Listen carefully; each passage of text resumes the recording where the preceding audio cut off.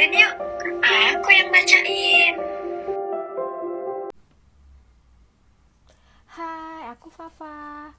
Aku mau bacain buku Ikigai bab 2 yang berjudul Rahasia Anti Penuaan. Hal-hal kecil yang menambah usia dan kebahagiaan. Menghabiskan terlalu banyak waktu untuk duduk di tempat kerja ataupun di rumah tidak hanya mengurangi kebugaran otot dan pernafasan, tetapi juga meningkatkan nafsu makan dan membatasi keinginan untuk berpartisipasi dalam berbagai kegiatan. Kecepatan menghindari penuaan. Selama lebih dari 1 abad, kita telah berhasil menambahkan rata-rata 0,3 tahun ke angka harapan hidup kita setiap tahun. Namun, apa jadinya jika kita memiliki teknologi untuk menambahkan 1 tahun harapan hidup setiap tahun? Berdasarkan teori, kita akan mencapai keabadian biologis setelah mencapai kecepatan menghindari penuaan itu. Kecepatan menghindari penuaan dan kelinci.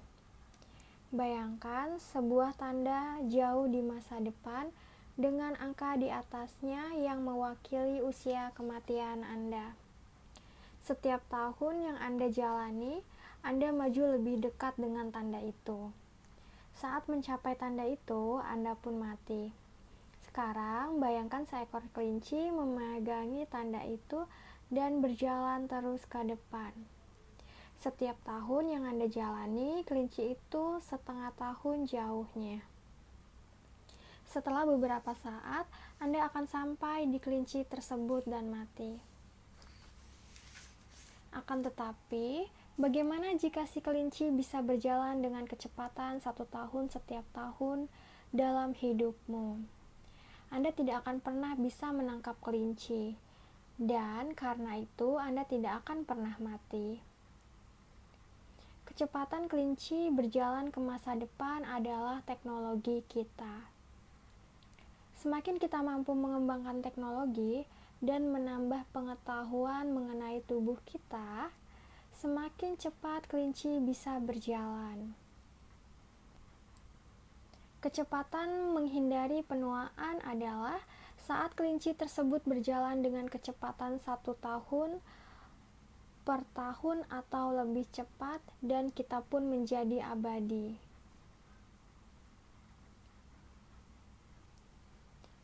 Penelitian pemerhati masa depan seperti Ray Kurzweil dan Aubrey de Grey mengklaim bahwa umat manusia akan mencapai kecepatan menghindari penuaan ini dalam hitungan dekade. Ilmuwan lain yang kurang optimis justru memprediksi bahwa kita akan mencapai batas usia maksimal yang tidak akan mampu kita lewati. Tidak peduli berapapun banyaknya teknologi yang kita miliki. Sebagai contoh, beberapa ahli biologi menyatakan bahwa sel kita berhenti beregenerasi pada usia sekitar 120 tahun. Pikiran aktif, tubuh awet muda. Ada banyak hikmah dari ungkapan klasik mens sana in corpore sano, atau dalam tubuh yang sehat terdapat jiwa yang kuat. Ungkapan ini mengingatkan kita bahwa baik pikiran maupun tubuh sama penting dan bahwa kesehatan seseorang terhubung dengan orang lain. Sebelumnya telah ditunjukkan bahwa mempertahankan pikiran untuk tetap aktif dan mudah beradaptasi adalah salah satu faktor kunci dalam bertahan hidup. Memiliki pikiran muda juga mendorong Anda menuju gaya hidup sehat yang akan memperlambat proses penuaan. Sama seperti kurangnya latihan fisik yang berdampak negatif pada tubuh dan suasana hati. Kurangnya latihan mental juga buruk bagi kita, karena hal itu menyebabkan neuron dan koneksi saraf kita memburuk. Alhasil, kemampuan kita untuk bereaksi terhadap lingkungan sekitar berkurang. Inilah alasan mengapa sangat penting untuk memberi otak Anda latihan. Salah satu pelopor dalam advokasi latihan mental adalah neurolog Israel, Shlomo Brezhnich, yang berpendapat bahwa otak membutuhkan banyak rangsangan agar tetap bugar, seperti yang dia nyatakan pada sebuah wawancara dengan Edward Punset dalam sebuah program televisi Spanyol Redes. Ada ketegangan antara apa yang baik untuk seseorang dan apa yang ingin mereka lakukan. Ini karena setiap orang, terutama orang tua, suka melakukan hal-hal dengan cara yang selalu mereka lakukan sebelumnya. Masalahnya, bila otak mengembangkan kebiasaan yang kemudian mendarah daging, ia tidak perlu lagi berpikir. Segala hal dilakukan secara cepat dan efisien, seolah pilot otomatis. Hal ini menciptakan kecenderungan untuk terus-menerus bertahan pada rutinitas.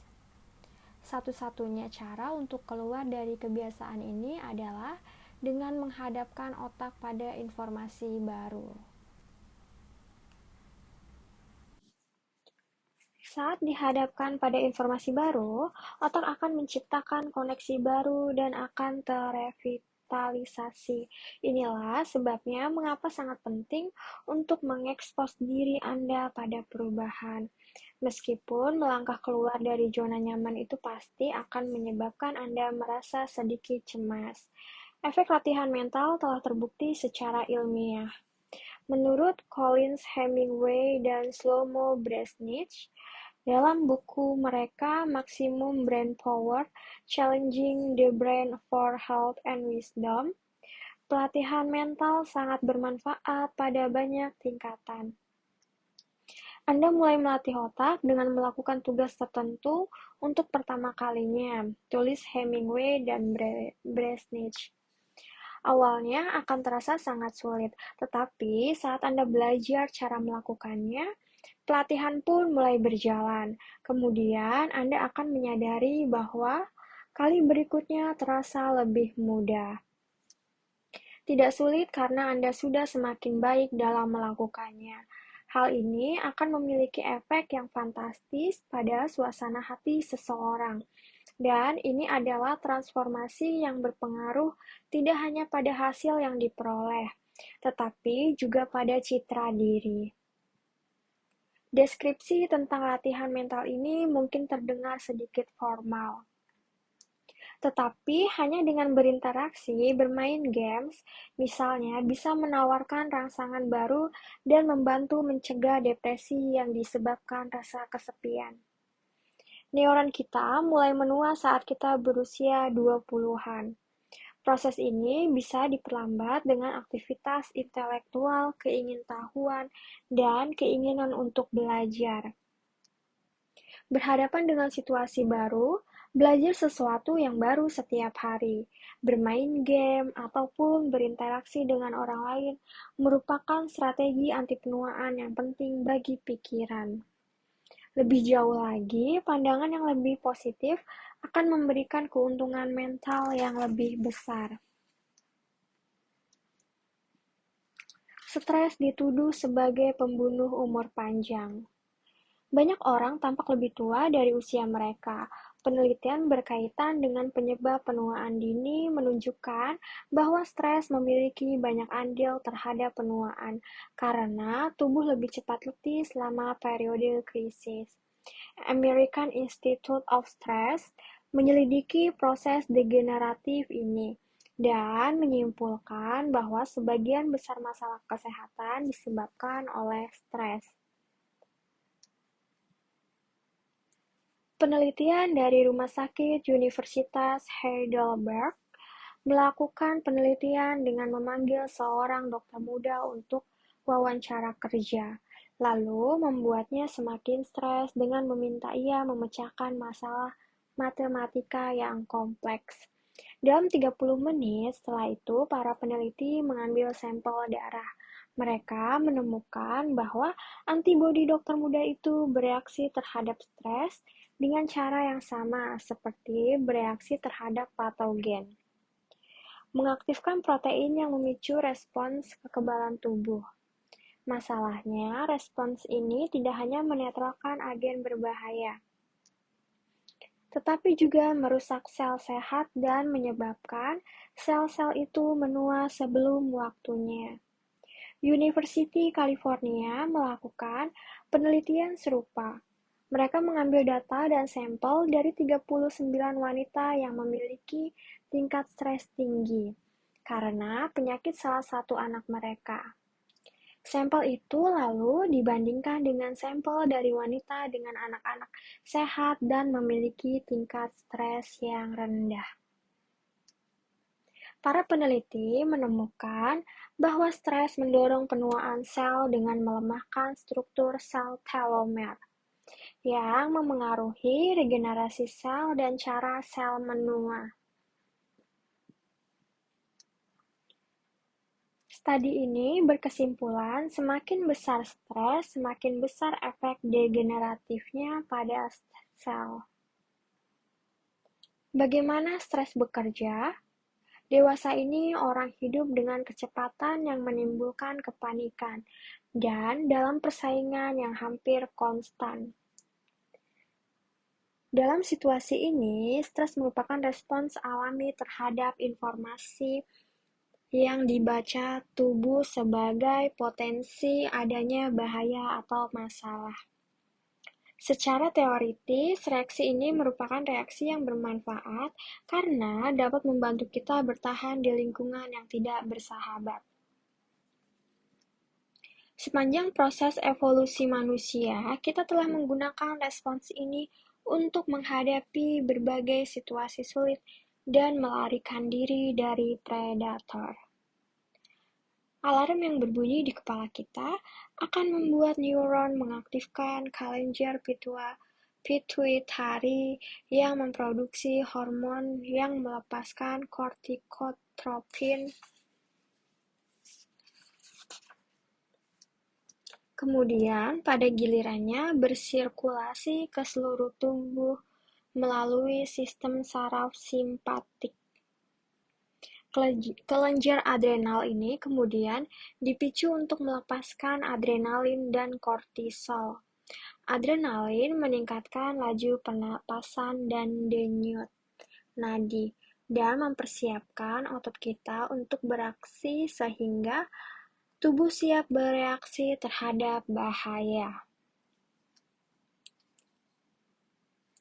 Sementara itu, kortisol meningkatkan pelepasan dopamin dan glukosa darah yang membuat kita siap menghadapi tantangan. Penghuni gua santai hampir sepanjang waktu. Manusia modern bekerja hampir sepanjang waktu dan waspada terhadap setiap dan semua ancaman. Penghuni gua merasa stres hanya dalam situasi yang sangat spesifik.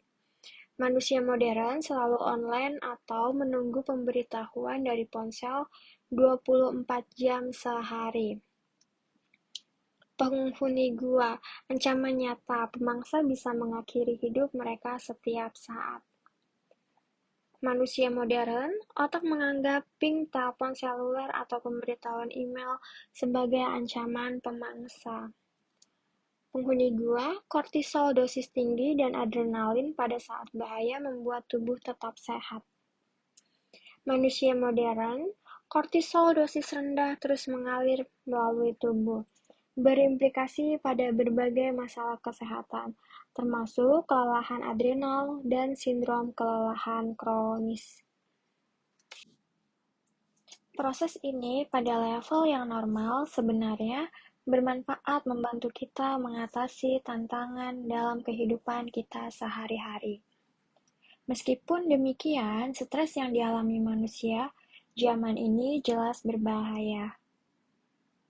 Stres memiliki efek degeneratif dari waktu ke waktu. Keadaan darurat yang berkelanjutan akan memengaruhi neuron yang terkait dengan ingatan, sekaligus menghambat pelepasan hormon tertentu, yang ketiadaannya dapat menyebabkan depresi. Efek sekundernya adalah iritabilitas, insomnia, kegelisahan, dan tekanan darah tinggi. Dengan demikian, meskipun tantangan itu bagus untuk menjaga pikiran dan tubuh tetap aktif, kita harus menyesuaikan kebiasaan memiliki stres tinggi untuk menghindari penuaan dini pada tubuh. Berhati-hatilah dalam mengurangi stres. Entah nyata atau tidak, ancaman yang kita rasakan, stres adalah suatu hal yang mudah dikenali. Karena tidak hanya menyebabkan kecemasan, tetapi juga sangat psikosomatik, memengaruhi segala sesuatu mulai dari sistem pencernaan hingga kulit kita. Inilah sebabnya mengapa pencegahan penting untuk menghindari dampak yang ditimbulkan stres. Dan inilah alasan banyak ahli merekomendasikan praktik mindfulness. Premis utama metode pengurangan stres ini berfokus pada diri sendiri, dengan memperhatikan respon kita, bahkan jika itu dikondisikan oleh kebiasaan, agar kita sadar sepenuhnya.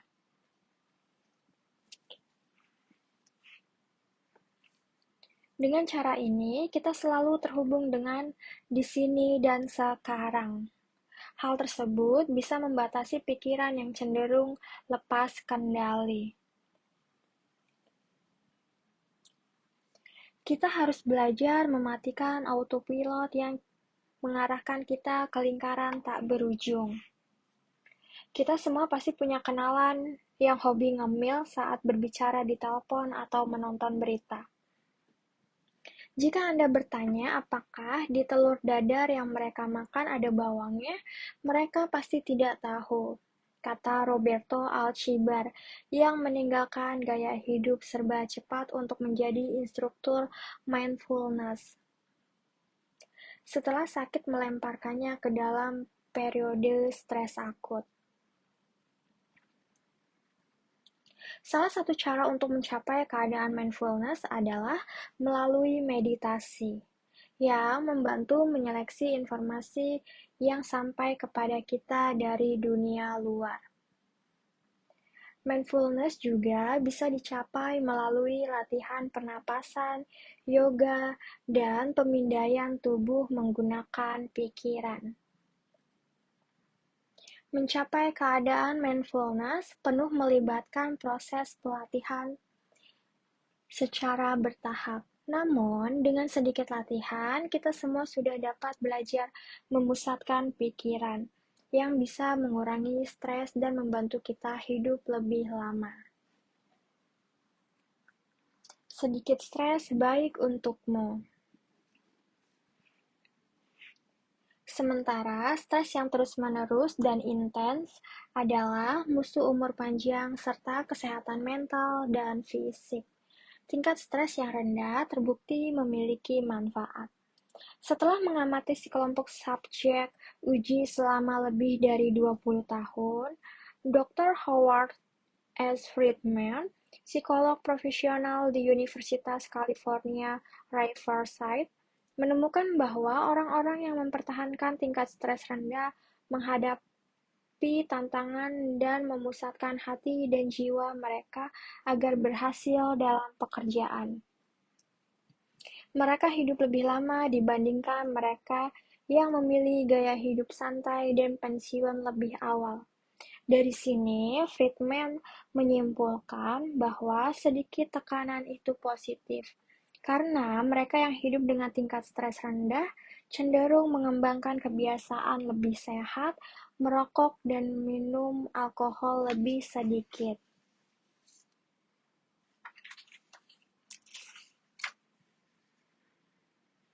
Karena itu, tidaklah mengherankan banyak supercentenarian mereka yang hidup sampai usia 110 atau lebih yang hadir di dalam buku ini. Mereka akan berkisah tentang cara menjalani hidup dengan penuh semangat dan tetap bekerja hingga tua. Banyak duduk membuat Anda menua. Di dunia barat khususnya, meningkatnya perilaku sedentari atau tidak beraktivitas telah menimbulkan banyak penyakit seperti hipertensi dan obesitas yang nantinya berpengaruh pada usia. Menghabiskan terlalu banyak waktu untuk duduk di tempat kerja ataupun di rumah tidak hanya mengurangi kebugaran otot dan pernapasan, tetapi juga meningkatkan nafsu makan dan membatasi keinginannya untuk berpartisipasi dalam berbagai kegiatan. Menjadi tidak aktif dapat menyebabkan hipertensi, makan tak seimbang, penyakit kardiovaskular, osteoporosis, dan bahkan beberapa jenis kanker. Penelitian terbaru menunjukkan adanya hubungan antara kurangnya aktivitas fisik dan distorsi telomer progresif dalam sistem kekebalan tubuh yang menuakan sel-sel tersebut sehingga pada gilirannya menuakan organisme secara keseluruhan. Kondisi ini menjadi masalah pada semua tahap kehidupan, tidak hanya di kalangan orang dewasa. Anak-anak yang tidak aktif akan menderita tingkat obesitas tinggi dan menanggung semua masalah serta risiko kesehatan terkait. Itulah mengapa sangat penting untuk mengembangkan gaya hidup sehat dan aktif sejak usia dini. Sebenarnya sangat mudah untuk hidup lebih aktif. Hanya butuh sedikit usaha dan beberapa perubahan pada rutinitas. Kita dapat mengakses gaya hidup lebih aktif yang membuat kita merasa lebih baik di dalam ataupun di luar tubuh. Kita hanya perlu menambahkan beberapa hal kebiasaan sehari-hari. Berjalanlah saat berangkat kerja atau berjalan-jalan setidaknya 20 menit setiap hari. Gunakan kaki Anda, bukan lift atau eskalator. Kebiasaan ini bagus untuk membentuk postur tubuh, otot, dan sistem respirasi Anda. Berpartisipasi dalam kegiatan sosial atau berlibur, sehingga Anda tidak menghabiskan banyak waktu di depan televisi. Ganti junk food atau makanan sampah Anda dengan buah dan Anda akan memiliki sedikit godaan untuk cemilan, serta akan ada lebih banyak nutrisi di dalam sistem tubuh Anda. Tidur nyenyak, 7-9 jam itu bagus. Tetapi tidur lebih lama dari itu membuat kita lesu. Bermain dengan anak-anak atau hewan peliharaan atau bergabung dengan tim olahraga. Hal ini tidak hanya memperkuat tubuh, tetapi juga menstimulasi pikiran dan meningkatkan harga diri. Sadari rutinitas harian Anda untuk mendeteksi kebiasaan berbahaya. Lalu, ganti kebiasaan itu dengan yang lebih positif. Dengan melakukan perubahan kecil ini, kita bisa mulai memperbarui tubuh dan pikiran, serta meningkatkan harapan hidup. Rahasia terbaik para model. Meskipun kita menua secara eksternal atau internal, secara fisik ataupun mental, satu hal yang paling banyak bercerita tentang usia adalah kulit. Kulit memiliki tekstur dan warna berbeda sesuai proses yang terjadi di bawah permukaannya. Sebagian besar dari mereka yang berprofesi sebagai model mengaku tidur antara pukul 9 dan 10 malam sebelum peragaan busana. Waktu tidur tersebut membantu kulit mereka terlihat lebih kencang, bebas kerut, bercahaya, sehat, dan berseri.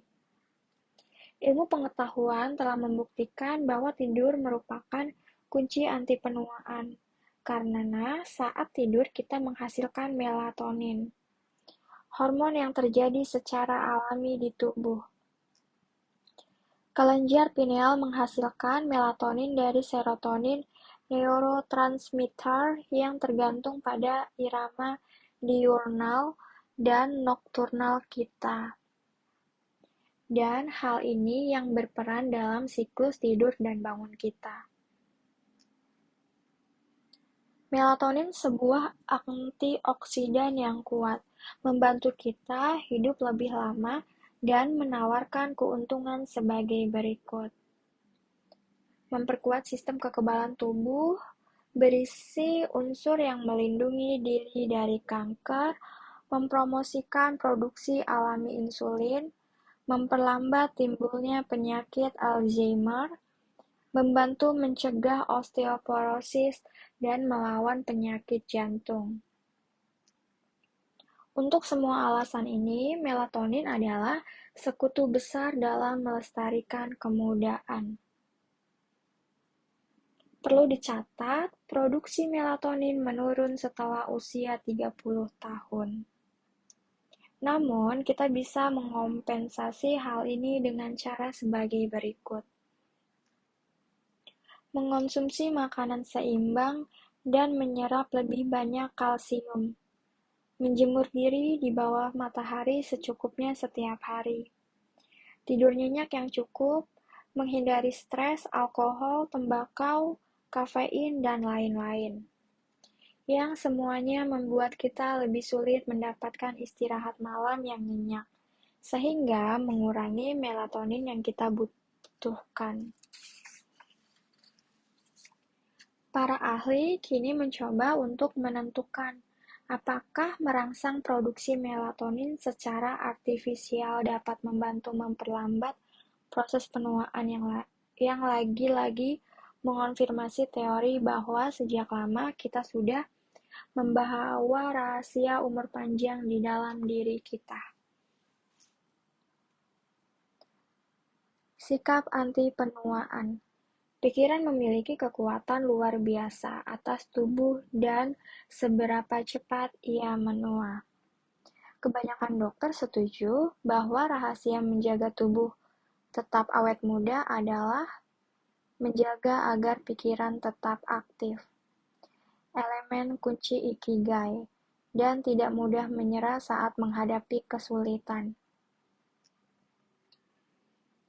Salah satu studi yang dilakukan di Universitas Yeshiva menemukan bahwa orang-orang yang hidup lama memiliki dua sifat disposisi yang sama, sikap positif dan tingkat kesadaran emosional yang tinggi. Dengan kata lain, mereka yang menghadapi tantangan dengan pandangan positif dan mampu mengelola emosinya berada di jalur yang benar dalam perjalanan menuju umur panjang. Sikap tenang, ketenangan dalam menghadapi kemunduran juga dapat membantu Anda tetap muda. Sikap tenang dapat menurunkan tingkat kecemasan dan stres, serta menstabilkan perilaku. Hal ini dapat dilihat dari harapan hidup yang lebih besar pada budaya tertentu yang memiliki gaya hidup yang tidak terburu-buru. Banyak centenarian dan supercentenarian memiliki profil yang sama. Mereka sempat memiliki kehidupan yang sangat sulit, namun mereka tahu cara melalui tantangan itu dengan sikap positif dan tidak terbebani oleh rintangan yang mereka hadapi. Alexander Imich yang pada tahun 2014 berusia 111 tahun dan menjadi pria tertua di dunia, tahu bahwa dia memiliki gen yang baik. Tetapi ia juga paham bahwa faktor lain ikut berkontribusi. Kehidupan yang Anda jalani sama atau lebih penting untuk umur panjang. Katanya dalam wawancara dengan Reuters setelah ditambahkan di Guinness World Records 2014. Sebuah ode untuk umur panjang.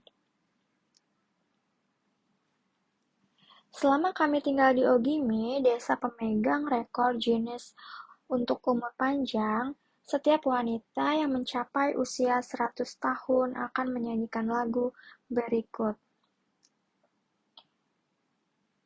Dalam campuran bahasa Jepang dan dialek lokal. Agar tetap sehat dan umur panjang, makanlah segala sesuatu serba sedikit dengan senang hati, tidur lebih awal, bangun lebih awal, lalu pergi jalan-jalan. Kita hidup setiap hari dengan ketenangan, dan kita nikmati perjalanan. Agar tetap sehat dan berumur panjang, kita bergaul baik dengan semua teman. Musim semi, musim panas, musim gugur, musim dingin, kami dengan senang hati menikmati semua musim. Rahasianya adalah abaikan betapa tuanya jari-jarimu kini. Dari jari ke kepala, dan perhatikanlah sekali lagi. Jika Anda terus bergerak dan jari-jari Anda bekerja, 100 tahun akan mendatangi Anda.